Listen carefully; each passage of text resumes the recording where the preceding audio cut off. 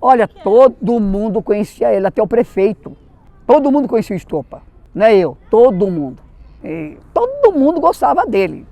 Olha, eu entrava no mercado, ele entrava junto comigo. Ele se perdia lá dentro comigo. Sabe onde ele ficava? De pé em cima para pegar o limão. O gerente pegava, dava um limão para ele, toma, vai brincar. Ele pegava o limão e vinha para cá. Aí aconteceu o que aconteceu, né? Cheguei para trabalhar de manhã, até um tempo feio, na época da rodoviária já. Um frio, maior frio, e ele tava com aquele, acho que é sarna, né? Só tinha bigodinho na frente. E eu olhei assim pra ele e bateu o rabinho pra mim. Aí falei pra ele brincando assim, tá com fome? Mais rápido ainda. Aí eu fui andando na lanchonete, ele foi indo atrás de mim. Eu parei, ele parou. Tá com fome? Bateu o rabinho de novo. Aí levei ele junto, comeu 3 coxinhas. Aí eu vinha voltando pro taco e ele ia atrás de mim. Falei, o que eu vou fazer com esse cachorro? Aí eu peguei no colo e levei pro doutor José Alberto, nosso veterinário, gente 10. Pão, não tem igual, viu? E ele olhou assim, deixa ele aqui, vamos ver o que nós vamos fazer, né? Aí ficou com nós, um taxista que pôs o nome dele, de Estopa. E pegou. E aí virou a lenda, né? O Estopinha.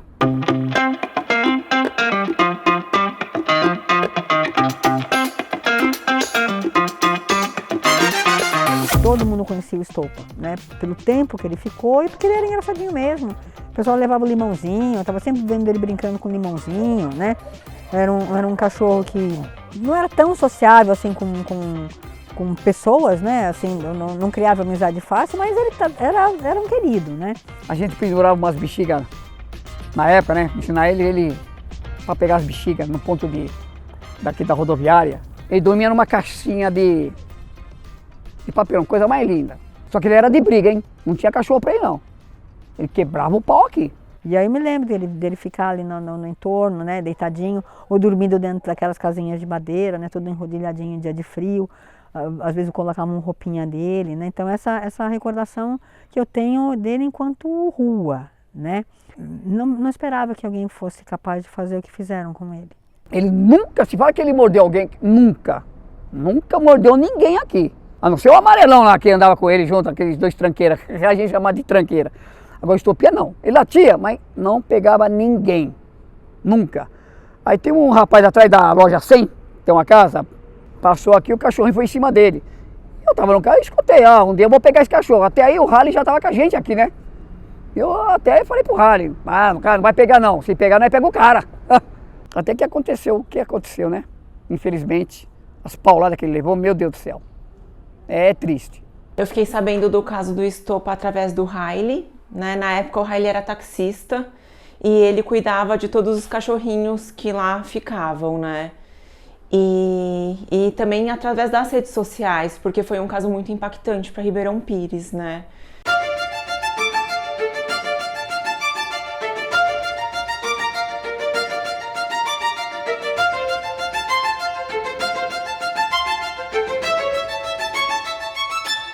Na época, aqui tinha,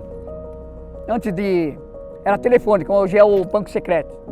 Então tinha água na boca, as lanchonetes, então derrubou tudo, então eles fizeram um tabrado. Eu chegava todo dia, eu já buzinava na curva da loja 100, ele já batia o rabinho e vinha pro meu carro. Ele conhecia meu carro de longe, incrível. Todo dia, não é um dia, todo dia. Ele viu eu abrir a porta e ele para dentro do carro. Dava 2 lambidinhas, pegava e saía. Tudo bem. Esse dia eu falei, acho que eu vou mais cedo hoje. Chegar lá umas 8 e pouco, né, da manhã. Isso foi numa sexta-feira, era feriado, Dia das Mulheres. Aí fui mais cedo. Só que o Estopa não apareceu, nem o amarelão, que vinham os 2 juntos. Aí eu falei pro meu amigo, o Gino, né, que é taxista nosso. Ô Gino, cadê o Estopa? Ele escutou minha voz. Nossa, até chorei no dia. Ele ruivou. Quando eu cheguei perto do tabrado, subi assim, eu vi ele todo arrebentado, batendo o rabinho assim. Tipo assim, meu pai chegou. Nossa, aquele dia acabou o dia, né? Acabou. Infelizmente, acabou. E peguei ele, o Gino me ajudou, onde levamos no veterinário, né? E aí ficou lá, acho que mais de meses. O Estopa ele foi atendido aqui no hospital em caráter de emergência, né? E ele chegou pra gente em estado comatoso. A gente não sabia quanto tempo tinha sido a agressão, mas estado comatoso é quando eles não têm nenhuma sensibilidade, eles não respondem a meios externos, né? As primeiras 72 horas foi mais a terapia intensiva dentro da internação, que era para diminuir as sequelas do trauma crânioencefálico e controlar a pressão arterial. Ele também teve que ficar em oxigênio por conta da contusão pulmonar, então até a gente conseguir melhorar essa contusão pulmonar. Depois ele teve quadro de anemia por conta da perda de sangue, né, e as comorbidades. Depois disso, estabilizado, né, saiu do coma, já ficou mais alerta, a gente conseguiu estabilizar o trauma crânioencefálico, ele passou pelo procedimento cirúrgico, que foi a enucleação do olhinho e retirar o fragmento do osso zigomático, porque ele poderia consolidar de uma forma incorreta e acabar alterando a oclusão da boca, né, a sensibilidade de abrir e fechar a boca. A gente tinha uma estimativa de que ele tinha aí por volta de uns 13 anos dentro do quadro. Mas isso sempre vai ser uma estimativa, a gente nunca consegue ter uma certeza dentro dessa idade. E aí eu comecei a fazer uma grande campanha, né, com os meus amigos, para conseguir ajudar nos custos, porque o Estopinha ficou internado na Nippon, né. A gente, assim, socorre. A gente arruma problema e depois a gente arranja solução. Olha, a gente vai estar internando o Estopinha, nosso Estopinha, mas a gente não tem um centavo. O Estopa, ele teve muita sorte de ser o Estopa, tá? Porque ele sofreu uma agressão gravíssima, ele ficou praticamente uma semana em coma, estava morto. Só sabia que estava vivo porque estava respirando. Então, num primeiro momento, a gente nem sabia se ele ia voltar, né? Mas a gente falou, a gente vai fazer tudo, vai conscientizar as pessoas que era o Estopinha. E aí as pessoas foram rapidamente querendo colaborar. Outra coisa que as pessoas têm que se conscientizar, que a ajuda financeira, ela não precisa dar R$100, R$200. Se tiver uma união de várias pessoas, R$5 ajuda, né? Mas as pessoas, às vezes, também elas se sentem envergonhadas de doar R$5. Ah, mas o outro doou 100 lá, botou que doou 100zão, eu vou dar 5. Né? A pessoa vai achar que eu sou pobre, né? E não é assim. São pequenos valores que ajudam, né? De uma união de pessoas. Então, o Estopa teve justamente isso. Mas os taxistas vieram visitar, os policiais vieram visitar, que atenderam a ocorrência, então teve muita gente que veio visitar. E a gente recebia muitas ligações também, e dentro dessas ligações a gente sempre passava os contatos do Riley e da Cecília, para poder receber doação, tudo isso. A ideia de montar o Insta foi justamente porque muitas pessoas perguntavam do Estopa. E aí a gente não tinha como divulgar todas essas informações. A gente falou, bem, já que ele é tão popular, vamos fazer um Insta porque todo mundo sabe o que está acontecendo com ele, né? Naquele momento a gente conseguiu fazer posts que houve uma sensibilização. Porque quem estava acostumado a ver o Estopinha brincando com o limãozinho, ver ele todo deformado, houve um choque de conscientização momentânea. Então eu pedia para eles atualização diária e atualização dos custos também, né? Que a gente fazia posts, né, regulares, diários, né, a atualização do Estopa. Mas a gente queria muito que as pessoas tivessem essa mesma compaixão por todos que se acidentam, por todos que são abandonados, ninhados, enfim, né? Mas a gente não consegue, infelizmente a gente não consegue isso, né? Ele teve sorte em todos os sentidos, né? De ter sobrevivido ao que ele passou, né? E ter ganho um lar de responsabilidade, de amor mesmo. A Marisa, ela é uma cliente aqui do hospital e ela tinha uma cachorrinha que chamava Hannah e que ela tinha vindo a óbito em uma proximidade por conta de alterações cardíacas. E a dona Marisa sempre foi uma tutora muito preocupada, sempre foi uma tutora muito cuidadosa. Então eu acompanhei a Hannah por muito tempo. E quando o Estopa estava aqui, que a gente falou, não, agora é a hora dele ter um lar, agora é a hora dele ter uma casa, eu encontrei a dona Marisa no mercado e aí eu olhei pra ela e falei, dona Marisa. E aí eu conversei com ela e falei, dona Marisa, a senhora já pensou em ter algum outro animalzinho? E ela mesma já falou, eu pensei em adotar o Estopa. A Hannah faleceu em fevereiro, quando foi na quaresma que agrediram o Estopa. E eu estava muito sensibilizada com a Hannah, que sofreu tanto e lutou tanto. E aí eu vejo um animal praticamente em pedaços, assim, no hospital. Eu falei, ai meu Deus, que coragem, né, de fazer isso com um animal. Fiquei muito sensibilizada. Ele foi internado, quando ele foi agredido, ele foi internado e o Riley começou a fazer as lives e eu fiquei muito impressionada com o tamanho do ataque que fizeram a ele, né? Ele perdeu um olho, ele perdeu ossos da face. Foi muito grave o ataque e eu fiquei muito impressionada. E eu achava que por ele ter movimentado uma cidade, teria muita gente para adotá-lo. Eu imaginava isso, né? Muita gente participou da vaquinha, ajudou, tudo, mas o tempo foi passando e o hospital, o Nippon, sempre colocando ele na linha do Instagram, né? Ah, eu estou para estar atrás de um adotante e tal, né? Venha visitar ele, essa coisa toda. Aí eu falei assim, poxa, mas ainda ninguém adotou esse cachorro? Eu vou adotar.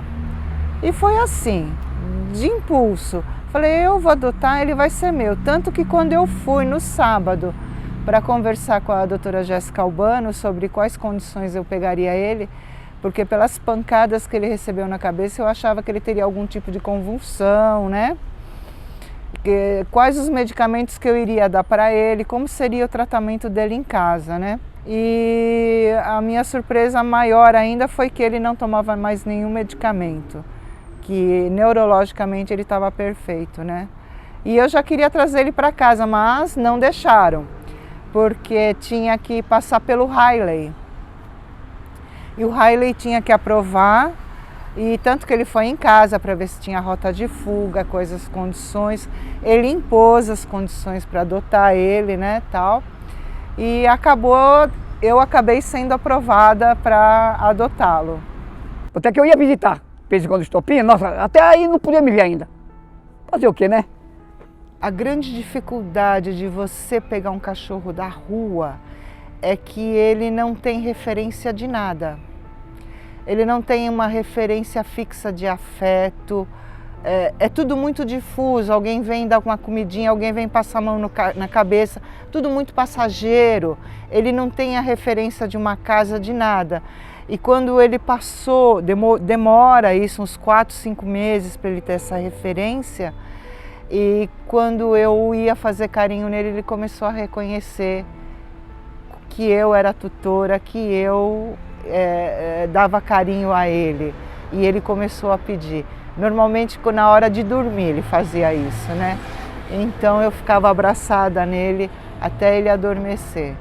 O engraçado, ele foi para minha casa, ele não queria saber do limão, mas do lixo ele não abandonou. Um dia eu descobri que ele gostava de frango assado, todo sábado e domingo era frango assado, eu dava o peito de frango, né? Pegava as coxas para mim, comia, e aí a carcaça eu jogava no lixo. E um dia eu não achava estopa. E cadê o estopa? Eu falei, meu Deus, se esse cachorro sumiu de casa, eu vou ser crucificada pela cidade, né? Deixei um idoso fugir. Aí quando eu fui para o fundo do quintal, eu escutei croque, croque, croque. Falei, eu não acredito. Ele tinha virado o lixo para pegar os ossos do frango, né? Então, esse hábito ele não deixou. Com certeza ele no centro ele virava as latas de lixo, né? O que ele mudou muito na minha vida, assim, é que assim eu olho os protetores com carinho imenso. Que o trabalho que eles fazem é uma coisa assim absurda, absurda, uma luta assim que eu acho que é até inglória, porque é todo dia abandono. Todo dia tem abandono nessa cidade. Eu acho que elas não conseguem vencer a demanda. O pessoal vai descartar, pensa que é uma coisa só, deixava na minha porta. Deixou na minha porta, eu vou fazer o quê? Pegar e jogar no vizinho? Né? A gente não tem um suporte nem municipal, nem estadual, nem governamental. As ONGs não têm isso. Isso é mito. As ONGs elas passam necessidade cada dia mais. Tem ONG que não tem o que dar para comer os seus bichos. Ribeirão Pires, ele tem pontos de abandono, assim, onde não tem... São lugares mais ermos, né? Por exemplo, divisas, né, entre Rio Grande e Ribeirão Pires, Mauá e Ribeirão Pires. A gente vê que na Santa Clara tem muito abandono. Na antiga FIRP, né, na Cooper Pires, do Parque Aliança, também é um ponto grande de abandono. Nas rodovias tem abandono, mas eu acho que como é muito visível, as pessoas elas procuram bairros mais afastados, como Ouro Fino, Quarta Divisão, para cometer esse crime. Eu não trabalho mais à noite. Quando eu ficava à noite, do lado da CEI parou uma S10, com a placa coberta. Eu vi, estava eu mais uns taxistas, o cara jogando uma pastora alemã, com um filhote ali na rua e saiu rasgando. Pra quê? Não deu pra pegar a placa. Vamos fazer o quê? A turma joga na rua mesmo. É pequenininho, é bonitinho, quer cuidar, tudo. Cresceu, ele vai ficar velhinho. Tem que cuidar, pô. O andamento de Biriçá, tá aqui próximo, joga na pista, às vezes morre atropelado, fica quilômetros correndo atrás do carro. Enfim, as pessoas acho que estão muito distantes de serem seres humanos, né?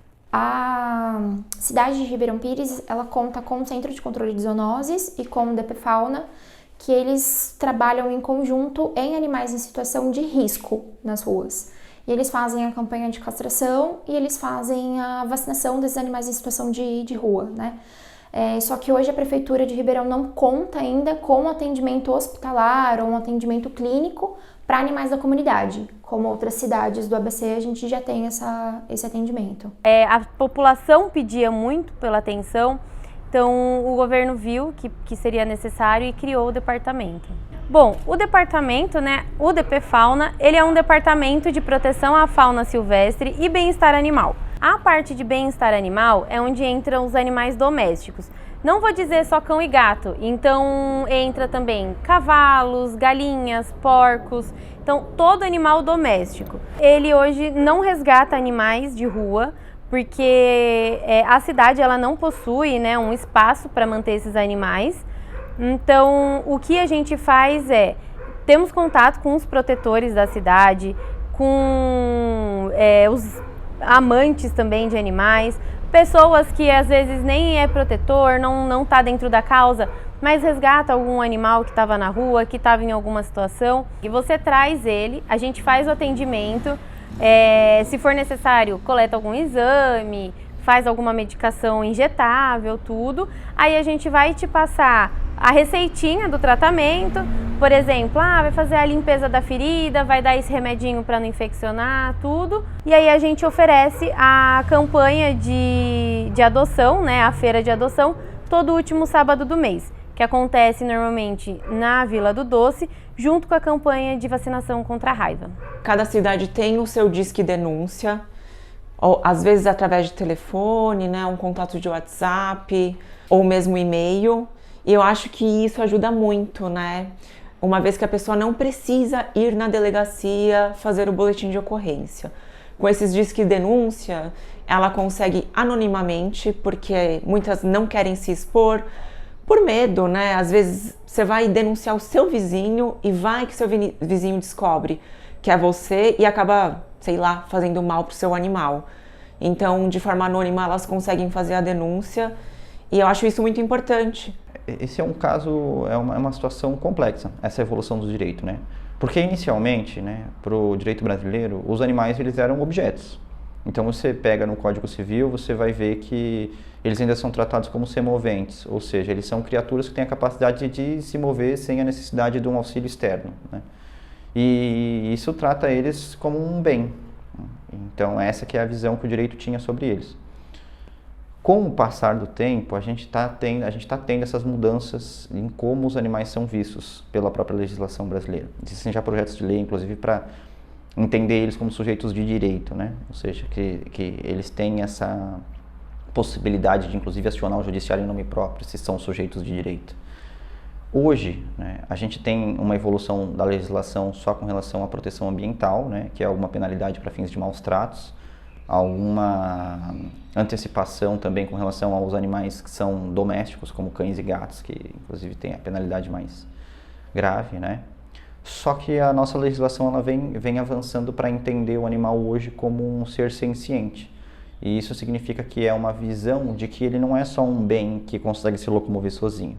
Mas ele é uma criatura que consegue sentir dor, que tem sentimentos, que é um ser vivo, de fato, e precisa de um tratamento diferente. Se você conseguir incluir essa conduta, né, do abandono como uma questão de maus tratos dos animais, a punição ela vai ser inicialmente para quem tem cães e gatos, que teoricamente são tutores de cães e gatos, né, e abandonarem isso, vai ser você ter uma penalidade, se eu não me engano, de até 5 anos de prisão por esses maus tratos, né? Acho que é 1 ano para animais silvestres, é o máximo, são 3 meses a 1 ano para animais silvestres, e 3 anos a 5 anos para animais que são cães e gatos, pela legislação de proteção ambiental.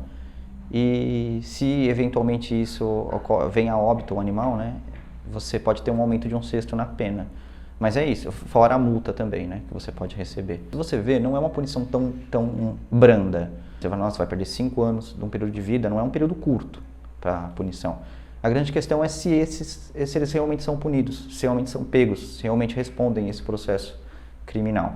Não especificamente por causa do estopa, porque o caso do estopa ele tem as questões específicas em relação ao fato de que parece que o agressor do estopa também não tinha uma representação da realidade comum, né? Porque ele tinha algumas deficiências. Não é a pena pela pena, não é a cadeia pela cadeia, entende? E é para levar a pessoa à reflexão para que aquela conduta em sociedade seja refletida por aquela pessoa que sofreu a penalidade e também para a sociedade, uma devolutiva para a sociedade, para vendo, olha, se alguém fizer isso, tá vendo? Se agredir cachorro, acontece aquilo, agredir o gato, acontece aquilo, entende? O caso do estopa, ele só amplificou tudo que a gente sempre lutou, né, em relação à causa animal.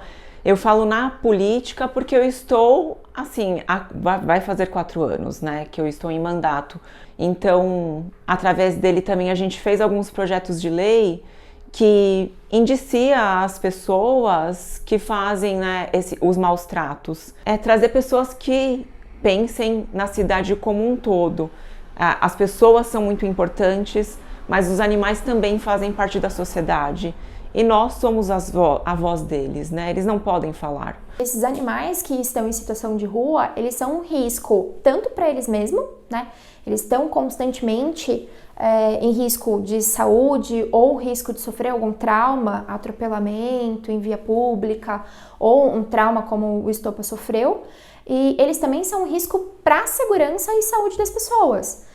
Porque, de forma geral, eles podem transmitir alguma doença, eles podem contrair e transmitir alguma doença, e se eles estão em vias públicas, eles também podem causar algum acidente, mesmo que de uma forma indireta ou direta, isso pode acontecer. Então, o departamento, ele tem o programa de educação ambiental nas escolas. Então, a gente vai nas escolas toda semana, a gente ensina as crianças como devem cuidar dos animais, como é importante alimentar um animalzinho de rua, ou como é importante cuidar desse animal até o fim da vida dele, que não é certo abandonar. De castração, a gente já está batendo aí os 8.000 animais desde o começo do nosso programa de castração. A gente recebe as denúncias de segunda a sexta, ainda é um projeto nosso deixar 24 horas o nosso atendimento, mas por enquanto é de segunda a sexta, das 8 às 5. O WhatsApp pode mandar à vontade, né, que aí quando a gente estiver já no departamento a gente vê. E tem um aplicativo também, que é o Ribeirão Pires Digital, onde tem também lá a opção, o ícone de fazer tanto o cadastro para castração quanto a denúncia de maus tratos. Às vezes a gente acha que o cachorro ele é uma pelúcia que se move, mas não, ele é um ser com vontade, ele é um ser com necessidades e ele vai ser um ser que é uma eterna criança por 15 a 20 anos. Então ele vai depender de você exclusivamente para tudo. Ele vai depender de você para alimentar, para medicar, para limpar e para dar atenção e cuidado, e inclusive para educar. Né? Acho que a cada dia mais as pessoas estão perdendo a humanidade, né? Jogam fora o bicho e voltam para casa com uma tranquilidade, como se nada tivesse acontecido. Eu não sei como é que consegue colocar a cabeça no travesseiro e dormir. Vem até a gente, conversa, como eu falei, a gente não pode absorver o animal, mas a gente vai tentar dar toda a atenção possível. Então, poxa, fica com esse animal mais um pouquinho, a gente te dá a ração, vamos incluir ele na feira de adoção? Ó, eu conheço alguém que quer adotar. vamos castrar ele, vamos fazer a vacinação, já vamos entregar para essa pessoa. Procurar ajuda antes de fazer esse abandono, né? Porque é uma vida. Então, não pode ser negligenciada só porque essa vida não fala. O Estopa, ele teve várias intercorrências assim de saúde por conta dos problemas que ele tinha de saúde, né? Que esses problemas só foram descobertos quando ele foi para o hospital e aí começaram a fazer os exames e apareceram os tumores, né? Que ele tinha um tumor grande no fígado, no baço, tinha cistos no rim também, né? E aí descobriram o quão doente ele já estava. Eu não tinha dimensão do quanto ele era conhecido em Ribeirão, não tinha essa dimensão, não tinha. Quando eu saía com ele, que as pessoas falavam, nossa, esse é o Estopinha, porque aí eu já fazia tosa no pelo dele, dei um banho de, né, banho de beleza nele, né? Então, nossa, esse é o Estopinha, eu ia adotar, mas, né? E todo mundo me cumprimentava pela coragem, eu acho que por ele ser idoso e com comorbidades, né? A ONG, ela tem um setor de geriatria, que é uma parte só para os animais idosos, que eles estão ainda disponíveis para adoção, mas que a gente sabe que eles não vão ser adotados. É difícil alguém se dispor a ter este cuidado, porque vai impactar muito na rotina da família. Então, você tem um animal mais jovem, você supõe que ele se adapte à sua rotina, o que é bem errado, mas a gente supõe que ele se adapte à sua rotina. Quando você tem um animal idoso, você se adapta à rotina dele. E fora que ele necessita de cuidados especiais, então ele vai necessitar de acompanhamento veterinário mais rotineiro, ele vai necessitar de medicações com mais frequência. Então, sim, isso acontece. E muitos desses animais foram resgatados de maus tratos, e eles estão lá até hoje na ONG ainda esperando por um cuidado, por uma família. E a gente tem uma perspectiva de vida reduzida. Então a gente sabe que dentro de um momento em breve, a gente vai ter que abrir mão desse animal. Então esse apego emocional gerado pelo tutor também é uma coisa muito difícil de conseguir lidar, né? Que era uma das nossas preocupações na questão da adoção do Estopa. E foi triste, porque eu achava que eu iria ficar com ele uns 2, 3 anos. Não foi isso que aconteceu. E quando eu internei ele, eu achava que o rim dele ia aguentar. Eu achei que eu ia trazer ele para casa, como seria mais uma internaçãozinha dele e ele voltaria, né? Foi muito triste, eu fiquei muito abalada. Eu acho que quando a gente perde um animal, parece até que a gente fracassou, mas não. Foi o ciclo da vida dele mesmo. Os rins dele pararam de funcionar e ele tinha uma infecção muito grande, a imunidade dele praticamente zerou. Não tinha antibiótico que resolvesse, né? Eu fiquei abraçadinha com ele, a veterinária me deixou sozinha com ele, né? Foi um momento meu e dele. Eu agradeci a ele por ele ter entrado na minha vida, né? E talvez a entrada dele seja para mim olhar com mais carinho a causa animal, né? Que eu parabenizo as ONGs aqui de Ribeirão, a OCIP, o Clube dos Vira-Latas, a Amanda Nabishima e muitas outras que eu não conheço, me desculpem que eu não citei o nome, né? Mas a luta deles é maravilhosa. As pessoas abrirem o coração para adotar animais que a gente considera fora desse padrão que as pessoas gostam, né? Animal adulto, animal idoso, para ele ter pelo menos um final de vida, né, mais digno, né? Para as pessoas não terem preconceito em relação a determinadas raças, como é o caso do pitbull, cor, né? A preferência são animais claros, em detrimento dos animais pretos, né? As pessoas acham mais bonitinho, engraçadinho os animais mais claros, pintados, enfim, né? Gato, por exemplo, tem um nicho que gosta de gato negro, né? Mas ainda tem aquela cultura gato preto dá azar, sabe aquelas bobagens? Então, eu acho que a gente tenta conscientizar, nem sempre a gente consegue. O Estopa faleceu em 14 de novembro, véspera de feriado, né? E eu não queria que o Estopa fosse cremado junto com outros cachorros. Eu queria o Estopa sozinho e eu queria as cinzas dele, né? Então ele foi cremado e eles me deram a urna com as cinzas do Estopa. Eu ainda tenho as cinzas do Estopa e as cinzas do Estopa vai me acompanhar até o último dia de vida, porque eu pretendo plantar um pé de ipê branco, alguma coisa muito simbólica, muito linda, e eu quero isso sempre perto de mim.